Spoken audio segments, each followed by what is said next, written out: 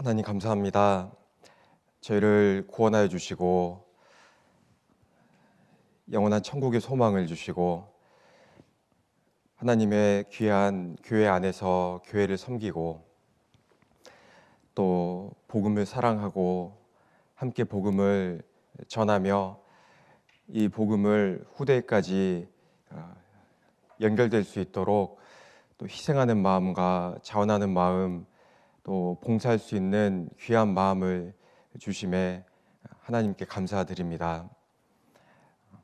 우리 선생님들 개인의 생활 가운데도 어려운 중에도 또 많은 시간들을 내고 또 희생하고 또 헌신하면서 아이들을 섬기고 세우기 위해서 수고하고 계십니다.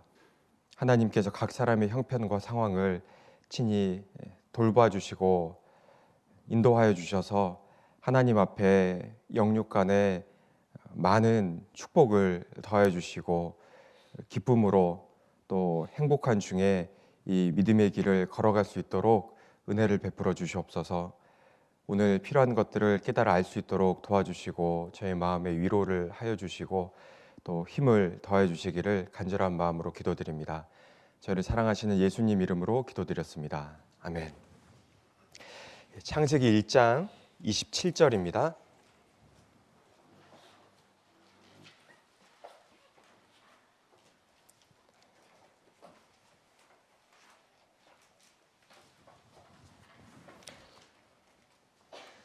창세기 1장 27절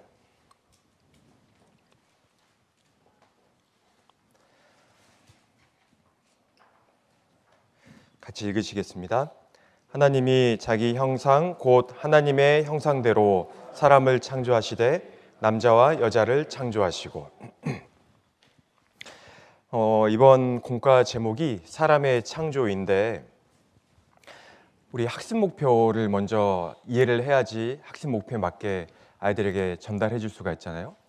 사람의 창조라고 했을 때 범위가 굉장히 넓은데 우리 아이들과 1시간 교제를 할 때 아이들에게 어떤 것이 심기게 해주면 좋겠다 이 계획이 먼저 딱 정해져야 되니까 그 계획을 가지고 공과 혹은 이 분반에 들어가야 되겠죠. 1학년부터 6학년까지의 그 공통적인 학습 목표가 그 머릿돌을 봤더니 하나님께서는 하나님의 형상을 따라 사람을 창조하셨습니다 더라고요. 하나님께서는 하나님 형상대로 사람을 만드셨구나. 이게 아이들에게 전달이 되면은 그 1시간 공과 시간, 분반 시간은 성공이다 이렇게 볼 수 있을 것 같습니다. 그 중에서 이제 학년별로 나눠지는데 1학년부터 2학년까지는 이제 참 아이들이 그 순수하고 또 그 수준에 맞게 생각을 할 텐데요. 하나님께서는 사람을 사랑의 대상으로 창조하셨구나. 그리고 사람에게는 하나님 형상을 닮은 영혼이 있구나. 하나님께서는 그래서 나를 사랑하시는구나. 이 정도까지 전달이 되면은 되겠더라고요. 그런데 이제 3학년부터 4학년이라고 하면은 이제 그 부분에서 이제 추가가 되는 것이 그러니까 하나님을 사랑하자가 추가가 되는 것 같고, 그리고 이제 5학년부터 6학년이 되면은 이제 하나님을 사랑하자에서 조금 더 나아가서 하나님께서는 그런 우리를 사랑하셔서 예수님 피로 우리를 사셨다. 그 사랑을 우리가 알기 때문에 그러니까 하나님을 사랑하는 방법으로 하나님과 더 친밀히 교제하자 이렇게 조금 더 구체화되는 것 같습니다. 그래서 이런 내용들이 분반을 통해서 또 공과를 통해서 아이들에게 전달이 됐다. 아이들이 그 분반과 공과 그날 수업이 딱 끝나고 돌아갈 때 하나님이 나를 사랑하시는구나. 내 안에 영혼이 있구나. 1, 2학년은 그리고 3, 4학년은 그러니까 나도 하나님 사랑해야 되겠구나. 5, 6학년은 그러니까 그래서 예수님이 나를 피로 사신 거구나. 하나님을 사랑하는 마음으로 더 친밀히 교제해야 되겠구나. 이게 이제 마음에 딱 심겨지면은 성공일 것 같습니다. 이제 그런 목표를 가지고 1시간 쭉 그 시간을 이제 보내면 될 텐데요. 그런 내용을 알려주기 위해서 이제 우리가 묵상해야 될 그런 내용들을 가지고 이제 생각을 해볼 텐데, 사람의 창조잖아요. 그러면 하나님이 사람을 창조하셨다는 건데, 간략하게, 제가 전문가는 아니기 때문에 간략하게 그 진화론에서는 그러면 사람을 어떻게 창조됐다고 이야기를 하는지를 잠깐 생각을 해보려고 하거든요. 그러면 진화론에서 이야기하는 사람의 창조와 하나님이 말씀하시는 사람의 창조가 얼마나 다른지, 그래서 왜 사람이 중요하고 왜 하나님께서 그토록 사랑하셨는지를 이해하는데 조금 도움이 될 것 같아요. 제가 거듭 말씀드리지만 제가 전문가가 아니기 때문에 혹시 좀 안 맞는 내용이 있을지도 모르겠는데, 그런 부분이 있다면은 조금 양해를 해주시면 좋겠습니다. 저희가 이제 같이 이렇구나 하고 이해하는 수준으로만 같이 생각을 해보려고 하는 거니까요. 진화론자들은요, 빅뱅이 일어났다고 이야기를 하잖아요. 그런데 빅뱅이 일어났다고 할 때 그 빅뱅이 작은 점에서 빵 터졌다, 이래서 이 빅뱅이 아니잖아요. 그 빅뱅이라는 말도 그 빅뱅을 부정적으로 생각하는 사람들이 뭐 그 빅뱅 빵 터졌다는 뭐 그런 걸로 다 되느냐, 이제 이런 거에서 말이 시작이 돼가지고 빅뱅이 이제 듣기가 쉽고 부르기가 편하니까 자연스럽게 붙여져 가지고 나온 거니까, 그래서 빅뱅이기 때문에 빵 터졌다라기보다도 처음에 아주 그 좁은 시간도 공간도 없었던 곳에서 갑자기 시간과 공간이 시작이 이제 되면서 처음부터 무한에 가까울 정도로 거기 양전하와 전자와 광자 이런 것들이 모여 있었는데 갑자기 팽창을 한 거죠. 팽창이잖아요. 폭발이 아니고. 그래서 팽창이 막 일어나면서 시간과 공간이 시작이 되면서 공간이 막 팽창을 하다 보니까, 공간이 팽창을 하니까 늘어나잖아요. 늘어나니까 그 처음에 양전하와 전자와 광자들이 좁은 곳에 막 모여 있어 가지고 지금 말하는 원자 핵과 전자 사이의 거리도 무시될 정도로 아주 빽빽하게 모여 있었기 때문에 광자가 이제 빛인데 광자도 움직이지 못할 정도로 꽉 끼어 있었다고 이야기를 하거든요. 그러다가 이제 공간이 막 팽창이 되다 보니까 이제 틈이 좀 생긴 거예요. 그러면서 양전하와 전자 사이에 간격이 좀 생기면서 전자기력에 의해서 양전하와 전자가 일정 거리를 딱 유지하면서 서로 이제 붙잡히면서 이제 원소를 이루게 되는 거죠. 모였다가 이렇게 딱 이렇게 좀 거리가 멀어지면서 전자기력에서 원소가 생겨나면서 수소와 헬륨 이런 것들이 생겨나려고 이제 하니까, 그때 이 전하와 전자 그 양전하들 사이에 틈이 좀 생기니까 광자가 움직이기 시작한 거예요. 그때부터 이제 우주의 그 빛이 이렇게 디밍하는 것처럼 싹 꺼졌다가 싹 켜지는 것처럼 우주에서 빛이 확 이렇게 나왔다. 왜냐하면 흩어졌던 그 광자들이 움직이기 시작했으니까. 그래서 빛이 빵 터져가지고 막 여기저기로 막 이렇게 터져가는 그런 이미지가 아니고 공간이 막 팽창이 이제 되어 있거든요. 그래서 광자도 다 흩어져 있어요. 그러다가 틈이 좀 생기니까 광자들이 막 조금씩 움직이기 시작하니까 우주 전체적으로 빛이 싹 들어오는 그런 이미지인 거예요. 빅뱅에서 이야기하는 이야기가. 그래서 원소가 이제 시작이 되니까 제일 처음에 당연히 우주를 가득 채우고 있었던 원소는 양전하 하나, 원자 하나, 이게 자연스럽게 우주를 채우는 가장 큰 대부분의 원소가 되어야 되겠잖아요. 그게 수소입니다. 원자 번호 1번 수소.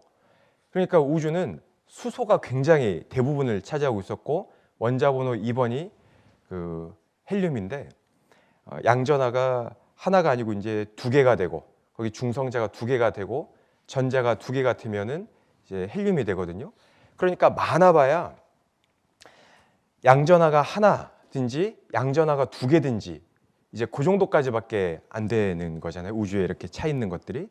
그래서 수소가스들이 이렇게 가득했다. 그런 이야기를 빅뱅에서 진화론자들은 이야기를 하거든요. 그러다가 이제 가스 구름들이 조금 뭉쳐나고 동일하게 퍼졌다고는 하지만은 어느 정도의 불균형이 우연히 생겼기 때문에 그 불균형에 의해서 그 모여 있는 곳을 중심으로 중력 때문에 점점 모여들어서 점점 커지니까 가스 구름들이 생겨나고 그래서 점점 모이니까 이제 그 수축이 돼 가지고 그 수축이 된 것이 수소와 헬륨 이런 것들이 모여 가지고 이제 별을 만들었다.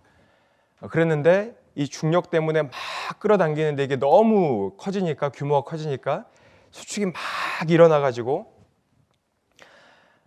따라오고 계시죠? 못 따라오고 계셔도요. 그냥 그런가 보다. 이렇게 이제 들으시면 돼요. 막 일어나 가지고 너무 이게 중력이 커지고 막 압력이 되다 보니까 그 초신성이 돼 가지고 이제 에너지가 커지다 보니까 폭발이 일어나요. 이것도 막 이렇게 너무 큰데 중력이 또 너무 커지다 보니까 아까 이루고 있던 그 전자이력 때문에 원자와 양성자가 이루고 있던 이 간격도 다시 또 붕괴가 되는 거예요.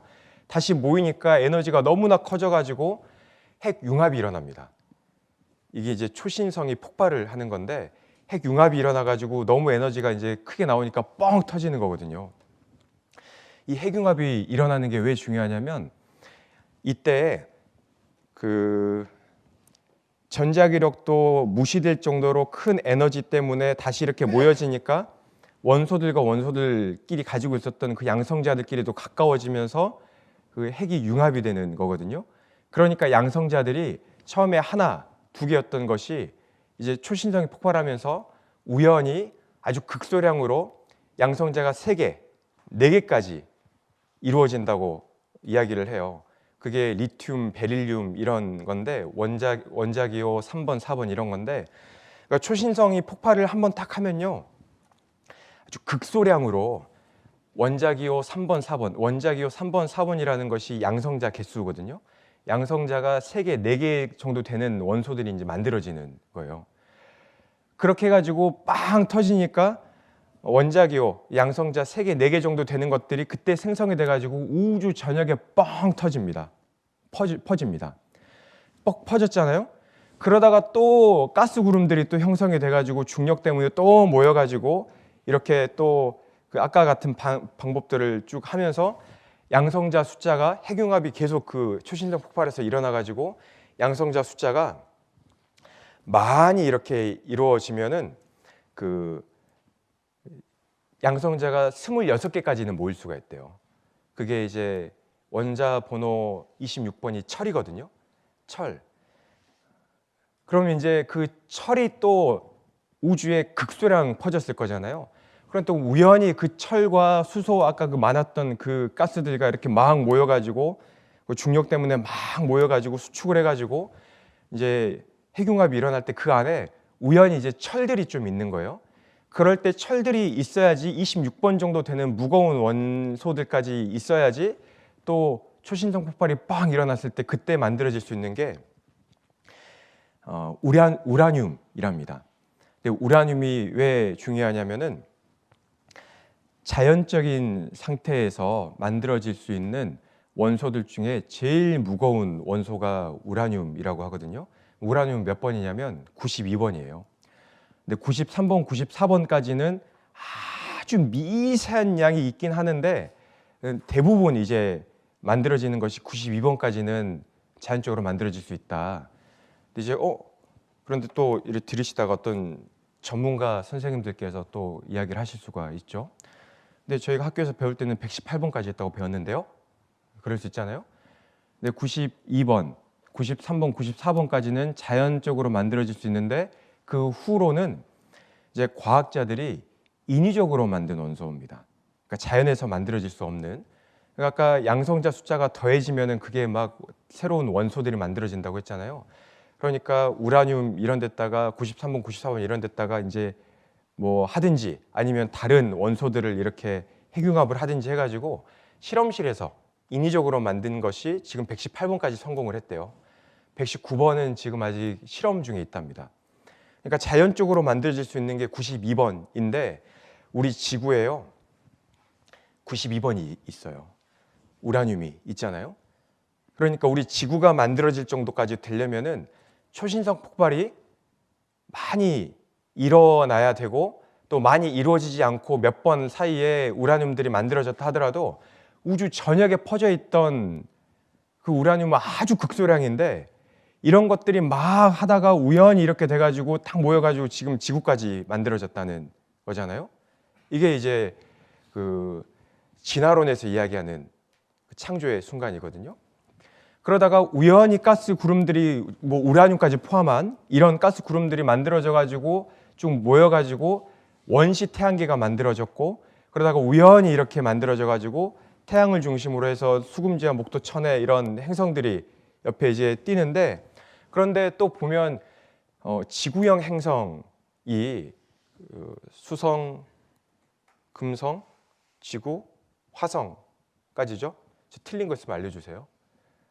아직 그 못 따라오시는 분들은 이제 금방 끝나니까 조금만 더 참아주시고 그러다가 지구형 행성들이 이렇게 만들어지면은 지구형 행성은요 좀 특별해요. 암석으로 되어 있기 때문에 그래가지고 그 진화론자들이 이야기하는 거를 보면은 초기 그 태양계에서는 태양의 온도가 너무 뜨거웠기 때문에 지구형 행성처럼 태양이랑 가까웠다면은 물 있죠. 물 같은 것들 이런 것들이 다 타버렸을 거라는 거예요. 다 증발돼 버렸을 것이다. 그리고 태양풍이 너무나 셌기 때문에 그런 것들이 다 날아가 버렸을 것이다. 그런데 또 이해가 안 되는 것이 지구상에 있는 물이 너무나 많잖아요. 지구 표면을 그 싸고 있는 것이 물이 71%가 물로 덮여 있다고 하는데 이게 또 이해가 안 되는 거예요. 진화론자들이. 왜냐하면 수성, 금성, 화성 이런 데는 물이 이렇게 안 덮여 있잖아요. 물이 지구상에 이렇게 많은 것도 또 특별한 뭔가를 또 넣어요. 그래서 이렇게 많은 물은 지구가 어느 정도 완성이 되었을 때 저 멀리서 물을 많이 품고 있던 어떤 행성이랑 딱 충돌을 해가지고 우리 지구에 이렇게 많은 물이 왔다. 이게 지금 가장 그 인지도가 있는 가설이거든요. 그렇게 해가지고 우주가 그렇게 만들어지고 태양계가 그렇게 만들어지고 우연히 지구까지 만들어졌다.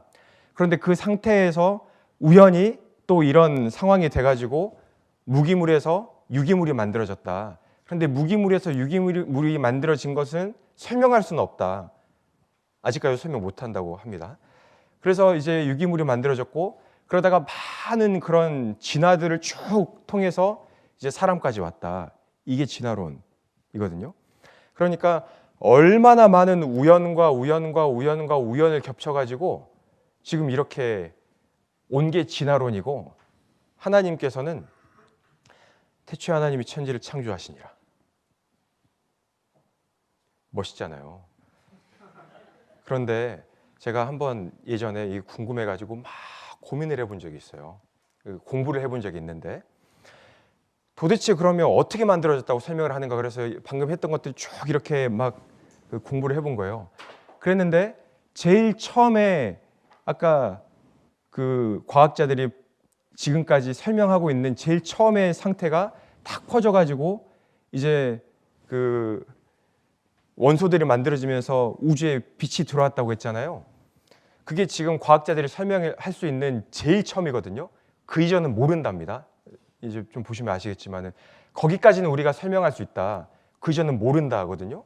근데 우리는 창세기 1장에 이미 하나님 말씀하셨잖아요. 3절에 하나님이 가라사대 빛이 있으라 하심에 빛이 있었고. 그래서 제가 그거 공부를 해보고 이걸 딱 보니까요. 하나님은 이미 다 말씀하셨는데 처음에 빛이 있으라 하셔가지고 빛부터 시작을 한 거니까 그거를 그렇게 연구해가지고 이제 찾아낸 거구나. 그런 생각도 좀 들었었습니다. 근데 이 진화론의 특징이 그렇게 하다 보니까 사람의 가치가 없는 거예요.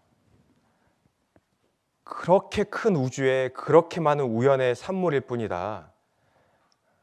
그리고 이 우주 어딘가에는 그렇다 보니까 또 우리와 같은 사람들이 얼마든지 있을 수 있다. 그러니까 사람의 가치가 이제 없어지는데 하나님께서는요, 사람을요 그렇게 창조 안 하셨잖아요. 2장 7절을 보시겠습니다. 2장 7절.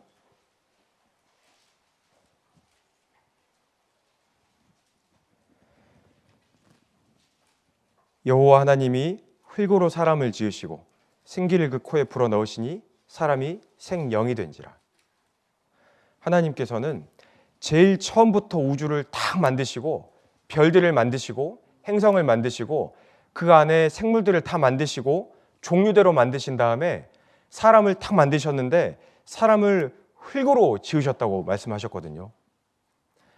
그래서 사람은 죽고 난 다음에 땅에 묻히면 흙으로 다시 다 돌아가잖아요. 너는 흙이니 흙으로 돌아갈 것이니라 하시니라 라는 말씀처럼 하나님은 아주 명쾌하게 말씀하셨습니다. 하나님께서는 우주를 창조하시고 흙으로 사람을 만드셨어요. 그리고 사람 속에다가 하나님의 형상을 닮은 영혼을 넣어주셨습니다. 창세기 1장 27절 다시 보시면 하나님이 자기 형상 곧 하나님의 형상대로 사람을 창조하시되 남자와 여자를 창조하시고 하나님이 자기 형상 곧 하나님의 형상대로 사람을 창조하셨습니다. 2장 7절에 여호와 하나님이 흙으로 사람을 지으시고 생기를 그 코에 불어넣으시니 사람이 생명이 된지라. 흙으로 사람을 지으신 다음에 하나님의 형상을 닮은 영혼을 사람 몸속에다 싹 넣어주신 거예요. 그렇게 사람을 창조하셨다고 하나님 말씀하시거든요. 이게 맞잖아요. 어떻게 그렇게 되겠어요? 진화론 이야기하는 것처럼. 그렇게 되려면은 그 원자번호 90 약간 2번까지 만들어지는데 그 많은 우연을 뚫고 지나가가지고 그 우연히 그 많은 그 무거운 원소들이 우연히 막 와가지고 금 같은 것들, 뭐 인 같은 것들, 황 같은 것들 그런 것들이 우연히 다 이렇게 다 사람 살기 좋게 뭉쳐져가지고 그런 것들이 적절하게 유지가 돼가지고 딱 이 지면 온도는 그렇게 사람 살 수 있게 되고 비행기가 날아다니는 온도는 영하 50도 정도가 딱 돼가지고 지면에 다 사람 살 수 있도록 형성이 되면서 다 그 지구에서 태양까지 그 거리가 이렇게 유지가 돼가지고 물이 날아가지도 않고 유지가 딱 되게 어떻게 그렇게 되겠습니까? 진화론자들도요 자기들이 인정해요. 그건 믿음이라고 이야기를 하거든요. 왜냐하면은 이게 과학적이라는 것은 실험을 통해서 증명을 할 수 있어야지 그게 과학적인데 이 기원으로 접근을 하면은 가설을 설명할 수 있는 가설을 만들어낸 것밖에 못한다. 그렇게 이야기를 하니까 참고로 저는 문과입니다. 저기 틀린 거 있으셔도 좀 양해를 해주셔요. 그런데 이게 왜 중요하냐면요, 관점이 완전히 달라요. 성경은요, 하나님께서 사람을 창조하셨다고 하시잖아요. 그런데 진화론은 사람에게 가치가 없어요. 얼마든지 생길 수 있다. 우리가 얼마나 작은 존재인가. 이제 그렇게 수렴을 합니다. 근데 이 성경에서는요, 하나님께서는 사람을 창조하셨는데 얼마나 중요하게 생각하시고 사람 중심으로 창조를 하셨는지 제가 이번에 이거 묵상하면서도 깜짝 놀랐어요. 이렇게까지는 생각을 안 해봤는데, 야, 진짜 이게 맞구나. 큰 도움이 됐는데, 시편 8편 3절을 보시겠습니다. 시편 8편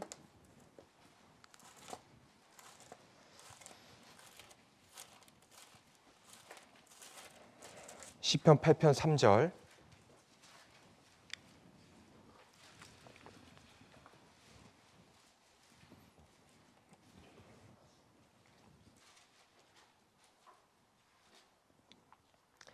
같이 읽겠습니다. 주의 손가락으로 만드신 주의 하늘과 주의 베풀어 두신 달과 별들을 내가 보오니. 4절도 같이 읽겠습니다. 사람이 무엇이건대 주께서 저를 생각하시며 인자가 무엇이건대 주께서 저를 권고하시나이다. 나이까. 하나님께서는 헛되이 창조치 아니하시고 사람으로 거하게 지으신 자시니라. 그 말씀에 나는 여호와라 나 외에 다른 이가 없는 일 하셨잖아요. 그러니까 하나님께서는 사람으로 거하게 창조를 하셨습니다. 사람 살으라고. 이 지구도, 이 우주도요, 주의 손가락으로 만드신 주의 하늘과 주의 베풀어 두신 달과 별들을 내가 보오니, 하나님께서 하늘도 만드시고 달도 만드시고 별도 만드셨는데 사람이 무엇이간데 주께서 저를 생각하시며 인자가 무엇이간데 주께서 저를 권고하시나이까. 이 시편 기자가 볼 때는요, 저 우주를 보고 밤하늘을 보고 달과 별들을 쭉 보는데 하나님이 저것들을 다 만드셨는데 도대체 사람이 무엇이길래 하나님 사람을 이렇게 생각하십니까? 이런 묵상을 했잖아요. 이 우주가 누구를 위해서 만들어졌냐면은 이 우주는요, 사람을 위해서 만들어진 거예요. 사람으로 거하게 지으신 자신이라. 그리고 또 예레미야 27장 이렇게 말씀을 하시잖아요. 예레미야 27장 5절. 예레미야 27장 5절.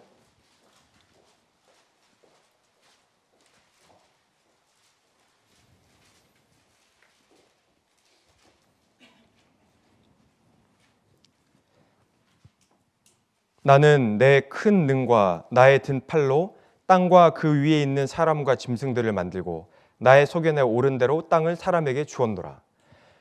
하나님께서 땅을 사람에게 주셨다고 하셨거든요. 이 땅을요, 사람을 위해서 만드신 것이 맞잖아요. 땅을 사람을 위해서 주시고 하나님은 사람과 짐승도 만드셨는데 짐승은 누구를 위해서 만드셨냐면은 사람을 위해서 만드셨잖아요. 그래서 여기 창세기 1장 28절에 하나님이 그들에게 복을 주시며 그들에게 이르시되 생육하고 번성하여 땅에 충만하라. 땅을 정복하라. 바다의 고기와 공중의 새와 땅에 움직이는 모든 생물을 다스리라 하시니라. 하나님이 가라사대 내가 온 지면에 씨 맺는 모든 채소와 씨 가진 열매 맺는 모든 나무를 너희에게 주노니 너희 식물이 되리라. 그러니까 하나님께서 이 세상에 있는 짐승들을 누구를 위해서 만드셨냐면 하나님 위해서 만드셨고, 이 세상에 있는 식물들, 채소들, 열매 맺는 과일들 이런 걸 누구를 위해서 만드셨냐면 사람을 위해서 만드셨고, 이 태양계의 달을 누구를 위해서 만드셨냐면 사람을 위해서 만드시고, 태양계에 있는 그런 행성들도 사람을 위해서 만드시고, 목성도 돌면서 그 큰 크기와 중력 때문에 지구를 향해서 날아오는 그 많은 해성들 이런 것들을 소행성들을 막아준다고 하잖아요. 지구까지 오기 전까지. 그리고 이 태양계를 이 은하계를 누구를 위해서 만드셨냐면 사람을 위해서 만드셨고, 이 많은 은하들, 이 많은 별들, 이 큰 우주를 무한하다고 이야기하는 그 우주를 누구를 위해서 만드셨냐면 사람을 위해서 만드셨잖아요. 아니 그러면 목사님, 저 별들, 멀리 있는 저 별들, 사람들이 이제 막 겨우 제임스 웹 우주망원경 이런 거 띄워가지고 겨우 보고 있는 저 멀리 있는 그 별들, 보이지도 않다가 오랜 시간 보니까 그때서 겨우 자기가 있다는 걸, 존재를 나타내는 그 별들, 알지도 못하는 그 별들은 왜 만드신 겁니까? 사람은 어차피 보지도 못하고 알지도 못하고 지금 생각도 못하는 그 별들이 있을 텐데 그 별들도 사람을 위해서 만드셨잖아요. 하나님께서는 하늘의 만상을 셀 수 없다고 말씀하셨거든요. 그러니까 그 별들을 볼 때, 별들을 발견하면서 우리가 마음속에 저절로 드는 생각이, 야, 하나님은 능력이 무한하시구나. 그런 것들을 또 우리가 묵상을 하잖아요. 사람이 아무리 날고 기어도, 아무리 멀리까지 본다고 해도 찾아도 끝이 없이 만들어내는 것이 그 별들이고, 하나님께서는 그 별들을 다 이름을 붙여서 부르신다고 하셨고, 하나님 능력이 얼마나 대단하셔요. 하나님의 전능하심을 우리가 그런 거 보면서 또 묵상도 할 수 있고, 또 그 누가 알아요? 그 많은 우주와 별들과 그 은하들과 그런 천체들이 서로의 그 또 우리가 알지 못하는 상호작용을 해가지고 이 지구가 또 절묘하게 우리가 살아갈 수 있는 질서를 유지하고 있는 건지 그건 아무도 모르는 거잖아요. 이 창조의 목적이요, 사람을 향해 있습니다. 창조의 목적이 나를 향해 있어요. 왜 그러냐면 하나님은 사람한테 하나님의 형상을 닮은 영혼을 주셨기 때문에 그렇습니다. 하나님의 형상을 닮았다는 것이 얼마나 놀랍고 대단하고 이것이 큰지 그 생각을 해봐야 돼요. 하나님께서는 천사도요, 사람을 위해서 보내시잖아요. 천사가 만들어진 목적도 하나님과 사람을 섬기라고 보내심이 아니뇨. 그랬기 때문에 우리 구원받은 사람들, 그런데 그 천사들이 질서를 어기고 하나님 자리에 도전했을 때, 하나님과 같은 자리, 어쩌면은 우리 구원받은 사람들의 자리인데 그 자리에 도전했을 때 하나님은 가만 안 두시고 바로 타락하도록 마귀를 용서치 않으시고 지옥을 준비를 하셨잖아요. 허용이 안 되는 자리인 거예요. 이 모든 것들이 사람을 향해 있다는 것이요, 이게 대단한 겁니다. 하나님께서 아담이 홀로 독처하는 것을 보시고 하와를 만들어 주셨죠. 하나님이 하와를 아담한테 왜 만들어 주셨을까? 그것도요,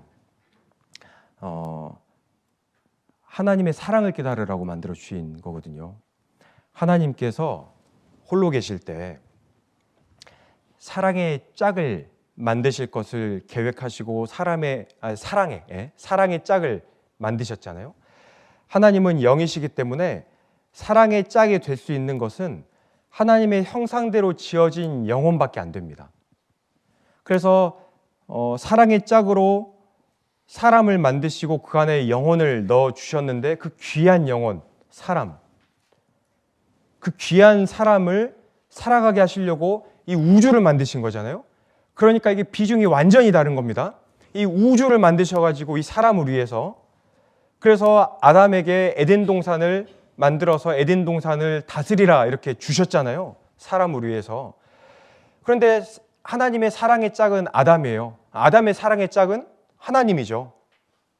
근데 왜 아담이 혼자 있는 것을 보시고 하와를 만들어 주셨냐면은, 그것도 우리가 묵상해 보면은 또 이해해 볼 수가 있잖아요. 하나님이 아담에게 하와를 만들어 주시고 나중에 에베소서 5장에 뭐라고 말씀하시냐면은, 내가 그리스도와 교회에 대해서 말하노라. 남편과 아내에 대한 설명을 하시면서 아담에게 하와를 만들어 주신 것도 그 아담과 하와의 관계를 통해서 하나님 사랑을 깨달으라고 만들어 주신 게 맞잖아요. 아담이 하와를 사랑하면서 무슨 생각을 했을까요? 하와를 사랑하면서 아하, 하나님이 나를 이렇게 사랑하시겠구나, 그 깨달을 수가 있는 거죠. 하와는요, 하와는 자기를 아담의 갈비뼈를 통해서 하나님이 만들어 주셨어요. 아담을 막 사랑하면서 또 뭘 깨달을 수 있냐면, 아하, 하나님이 나를 이렇게 사랑하시는구나. 부부의 관계를 통해서도 하나님 사랑을 깨달으라고, 그래서 하나님과 더 깊이 사랑할 수 있게 하시려고 그렇게 만들어 두신 거거든요. 그러니까 이 모든 창조의 목적이요, 사람을 향해 있어요. 그러면은 우주 만물이 그렇게 많은데, 우주의 별들이 그렇게 많고, 이 지구만 봐도 피조물들이 너무나 많잖아요. 메뚜기, 여치, 개구리, 미꾸라지, 하늘에 나는 새, 여기 하기천 보니까 막 그 외가리들 엄청 많던데, 그 외가리, 참새, 피조물이 얼마나 많아요. 그 풀 속에 있는 개미 엄청나게 많은데, 그 많은 피조물 중에 하나님의 형상을 따라 만들었다고 하는 것은 사람밖에 없잖아요.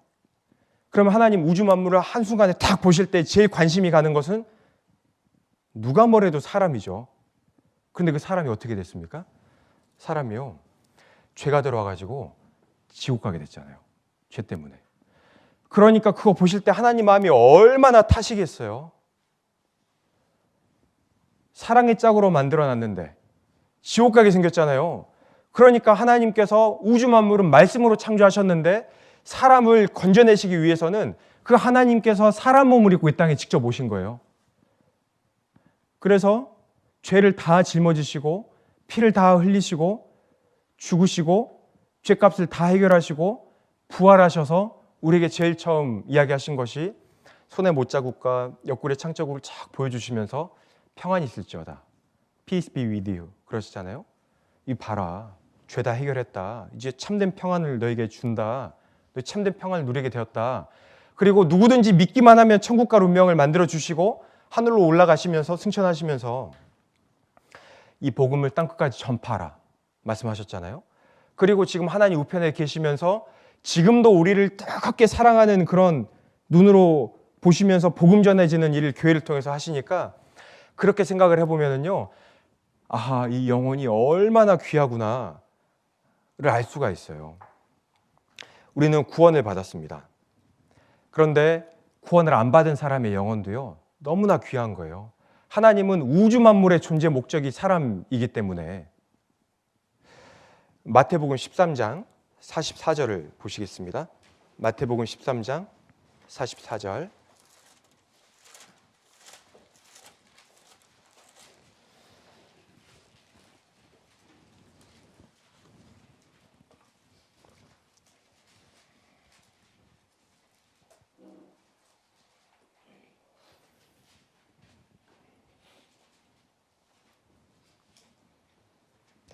(44절) 같이 읽겠습니다. 천국은 마치 밭에 감추인 보화와 같으니 사람이 이를 발견한 후 숨겨두고 기뻐하여 돌아가서 자기의 소유를 다 팔아 그 밭을 샀느니라. 우리 주일 말씀 시간에 자주 해주시는 본문 내용 중에 하나죠.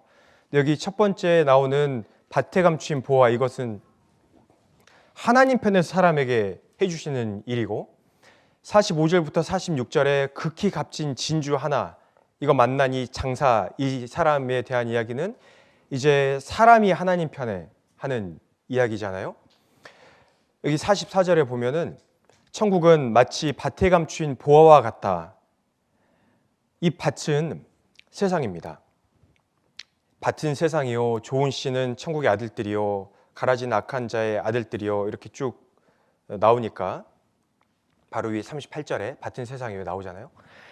그러니까 이 밭은요 세상입니다. 이 세상에는 너무나 많은 수고가 있고 너무나 많은 어려움도 있고 또 죄로 인한 사망도 있어요.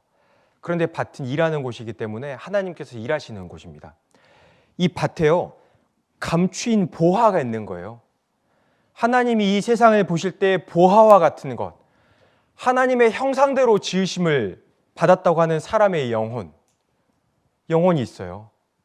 하나님 보실 때 사람의 영혼이 얼마나 큰 보화겠습니까? 이 밭에요 보화들이 막 있는 거예요. 그렇게 생각을 해보면, 여기 잠깐 이거 이야기를 하고 갈게요. 이제 구원 의심을 하는 분들, 구원 의심을 하는 분들 중에 이런 의심을 하는 분들도 계시더라고요. 아니 그거 세상 죄, 하나님이 많은 사람들 죄를 짊어지고 죽으시니까 많은 사람의 죄를 위해서 오신 것은 알겠다. 그런데 그 중에 나도 하나 그냥 얹혀진 거 아닙니까? 하나님이 나를 그렇게까지 사랑하셨다는 것이 제가 이해가 잘 안 됩니다. 그래서 구원 의심이 됩니다. 이런 구원 의심도 있더라고요. 제가 설마 지금 이 이야기 했다고 이 이야기에 붙잡혀가지고 구원 의심 시작하는 분은 없으시겠죠? 완전히 그거는 이제 잘못 이야기한 게 되는데, 그게 이제 아닌데. 근데 이제 그런 구원 의심을 하는 분들이 있잖아요. 그런데 반대로 생각을 해보시면은요, 숫자가 많든 적든 하나님 보실 때에는 하나님 형상을 닮은 영혼이에요. 감히 하나님 형상을 닮았다는 피조물이 우주 만물 중에 하나도 없는데 사람만 있잖아요. 그러니까 하나님 형상을 닮은 영혼들이 많든 적든지 간에 나 하나만 있더라도요 얼마나 하나님 보시기에 귀하겠어요. 자녀들이 많다고 해가지고 그 자녀 하나가 안 소중합니까? 자녀가 하나가 있든 많이 있든 자녀 하나는 부모에게 소중한데 그 사랑도 하나님 사랑에 비하면은 뭐 발끝만큼도 못 가는 사랑이잖아요. 하나님이 나 하나만 있어도요 그 귀한 영혼이기 때문에, 하나님 형상을 닮은 영혼이기 때문에 그냥 두실 리가 없잖아요. 얼마나 사랑하셨겠어요. 한 사람은 있어도 오시죠. 하나님은 사람의 영혼을 보실 때 보화와 같은 거예요. 이 밭에요 이 보화들이 있어요. 근데 이 보화들이 다 죽게 생겼잖아요. 다 지옥 가게 생긴 거예요. 그러니까 사람이 이를 발견한 후 숨겨두고 기뻐하여 돌아가서 자기의 소유를 다 팔아 그 밭을 샀느니라. 이제 예수님께서요, 하나님께서 자기 소유를 다 팔아가지고 이 보화들을 사셨습니다. 자기 소유를 다 팔았다는 것은요, 아버지한테 독생자 아들이 있다고 하면 그 아버지의 모든 것은 독생자 아들이에요. 뭘 준다고 해도 독생자 아들이랑 못 바꿉니다. 근데 그 아들을 내주신 것은 자기 소를 다 합한 거랑 똑같아요. 예수님께서는요, 자기 목숨을 다 내주셨어요. 다 팔아가지고 그 밭을 샀느니라. 영혼들을 사신 겁니다. 피값으로 사신 거예요. 다 사놓으셨습니다. 이제 누구든지 이 말씀을 듣고 믿기만 하면 이 영생을 얻을 수 있도록 이미 사람들 영혼은 다 사놓으셨어요. 안 믿으니까 지옥에 가지. 사람의 영혼이 죽어 있잖아요. 내가 먹는 날 정령 죽으리라. 근데 아담이 한 짓을 좀 보세요. 내가 먹는 날 정령 죽으리라. 하나님께서는 사람을 위해서 이 모든 것을 다 창조를 해놓으시고 사람에게 다 주시고 다스려라 다 주셨어요. 그리고 하나님을 사랑할 수 있는 그 증표를 또 주셨잖아요. 그러니까 마귀 편 선택하지 말고 하나님 편을 선택해라. 먹으면 정령 죽으리라. 아담은 이미 다 알고 있죠. 이미 다 알고 있으면서도 먹는 날에 정령 죽으리라 했는데 마귀 꼬임에 하와가 넘어가고 하와가 또 약점을 막 건드리니까 아담은 이미 다 알고 있어요. 이거 먹으면 안 되는데, 하나님 먹으면 죽는다고 했는데, 하나님 편 선택해야 되는데, 다 알면서도 그거 먹어버렸잖아요. 마귀 편을 선택을 다 한 거잖아요. 그때로부터 정령 죽으리라 라는 말씀처럼 영혼이 죽어버렸잖아요. 그러니까 하나님 보실 때 그 영혼이 죽어버린 거예요. 하나님과 관계가 딱 끊어져 버린 겁니다. 이거 다시 살리시려고 회복하시려고 창세전부터 예수님을 계획을 하시고 예수님을 보내주셔가지고 이렇게 회복을 시켜주셨는데 다 해주셨어요. 이것을요 사람들이요 깨닫습니다. 여기 45절에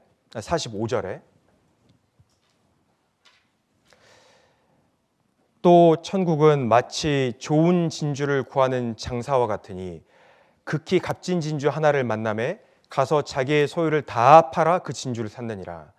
또 천국은 마치 좋은 진주를 구하는 장사와 같으니 여기 좋은 진주를 구하는 장사는요 영원한 것을 사모하는 사람의 영혼입니다. 사람의 마음. 도대체 사람은 왜 살까? 왜 태어났을까? 도대체 참된 진리는 무엇일까? 이것의 끝은 무엇일까? 진주는 조개의 고통을 통해서 만들어지는 겁니다. 조개가요 그 안에 상처되는 것이 탁 들어왔을 때 상처되는 것을 이렇게 감싸기 위해서 진액을 뿜고 이렇게 막 하다가 그 많은 고통 중에 만들어진 것이 아름다운 진주잖아요. 예수님께서요 사람을 살리시기 위해서 큰 고통을 받으시고 감내하시고 피를 다 흘려주셔가지고 이 복음을 완성을 해놓으셨어요. 죽으시고 부활하셔서 이 복음을 완성을 해놓으셨습니다. 이 값진 진주를요 사람이 만난 거예요. 아하 그렇구나. 이렇게 큰 일을 해놓으셨구나. 이것을 이제 막 찾던 사람이 찾는 중에 만난 거예요. 참된 진리를 막 찾는 사람, 영생을 찾는 사람이 이 값진 진주를 딱 만났습니다. 이 값진 진주 하나를 만남에 이 만난 사람, 이 복음을 깨달은 사람, 이 사람은 구원받은 사람이죠. 이 사람이 가가지고 이제 자기의 소유를 다 팔아 그 진주를 샀느니라. 자기의 소유를 다 팔아 그 진주를 샀다는 이야기는 뭐 헌금을 많이 해서 노력을 많이 해서 복음을 샀다, 구원을 받았다 그 이야기가 아니고 이제 그 진주를 만나서 복음을 깨닫고 나서 보니까 이 진주가 너무나 귀하잖아요. 이건 이제 구원받은 사람의 행동이에요. 자기가 가진 모든 것을 다 팔아서 자기의 남은 인생을 다 들여가지고 이 진주를 위해서 복음을 위해서 쭉 살아가는 그리스도인의 삶의 모습입니다. 그러니까 이 배경에는요 사랑이 들어있잖아요. 하나님이 나를 그렇게 사랑하셨구나. 나를 그렇게 사랑하셔서 사람을 창조하시고 그 안에 사람의 안에 하나님 형상을 닮은 영혼을 넣어두셔가지고 나를 그렇게 사랑하셔가지고 내 영혼을 살리시려고 이 진주와 같은 복음을 해놓으신 거구나. 나를 그렇게 사랑하셨구나. 그걸 깨달은 사람은요 이제 그 사랑을 위해서 살아가잖아요. 이게 사랑을 깨달은 사람의 모습입니다. 그러니까 이제 연결이 될 수 있겠죠. 아이들에게 하나님이 사람을 창조하셨단다. 아담과 하와를 창조하셨다. 얼마나 귀한 영혼인 줄 아느냐. 그런데 하나님이 사람을 그렇게 사랑하셨단다. 그러니까 우리 아이들, 우리 너희도, 우리 학생들도 하나님이 그렇게 사랑하신다. 남녀노소를 불문하고 불구가 있든 불구가 아니든 사람 하나님 보실 때 꾀지지 하든 꾀지지 하지 않든 냄새가 나든 나지 않든 가난하든 부하든 상관없이 사람은 영혼 자체로 너무나 귀한 거거든요. 그렇게 하나님이 너희를 사랑하신단다. 우리 1, 2학년 아이들은 아 그렇군요. 하나님 나를 사랑하시는군요. 3, 4학년 아이들에게는 그러니까 우리도 하나님을 사랑해야지. 큰 값진 진주를 우리가 발견했잖아. 아 그렇군요. 우리도 하나님을 사랑해야 되는군요. 이제 5, 6학년 아이들에게는 그래서 이 값진 일을 위해서 하나님 하신 일이 무엇인 줄 아느냐. 예수님이 오셔서 우리 영혼을 살리셨단다. 우리가 믿을 때 영혼이 살아났단다. 이제 하나님 앞에 다시 산 영혼이 된 거란다. 예수님이 해주셨단다. 그러니까 우리가 하나님을 더 사랑하려면은 사랑하는 모습이 기도도 하고 감사도 드리고 찬송도 부르고 말씀 듣고 교회 안에서 같이 그렇게 교제도 하고 그렇게 살아가야 되지 않겠니? 그렇군요. 하나님 사랑하면서 그렇게 살아가야 되겠네요. 이게 전달이 되면은 학습 목표가요 달성이 될 것 같아요. 제가 개인적으로 이 말씀을 묵상하면서요 저한테 얼마나 큰 위로가 되든지요. 그렇구나. 오늘 하루 이 밝아오는 태양빛도 나를 위해서 하나님이 우주를 운행하고 계시는 거구나. 내가 지나가면서 보는 이 들풀도 하나님이 나를 위해서 보여주시는 것이 맞구나. 오늘 내 앞에 보여주는 그 예쁜 꽃도 하나님께서 나를 위해서 피워주신 것이 맞구나. 참 은혜가 많이 됐거든요. 오늘 그 피곤한 중에 우리 선생님들도요. 이 우주 만물의 그 초점이 우리 각자 선생님들 한 분 한 분에게 있고 하나님의 온통 관심이 우리 선생님들에게 있고 우리 각자를 하나님이 얼마나 사랑하시는지 우리 각자를 사랑하셔서 하나님 해주신 일이 그 무엇인지 그 사랑이 원동력이 돼가지고 또 오늘 하루 교회 안에서 또 힘있게 봉사해 주셨으면 감사하겠습니다. 시간이 됐죠? 기도하겠습니다.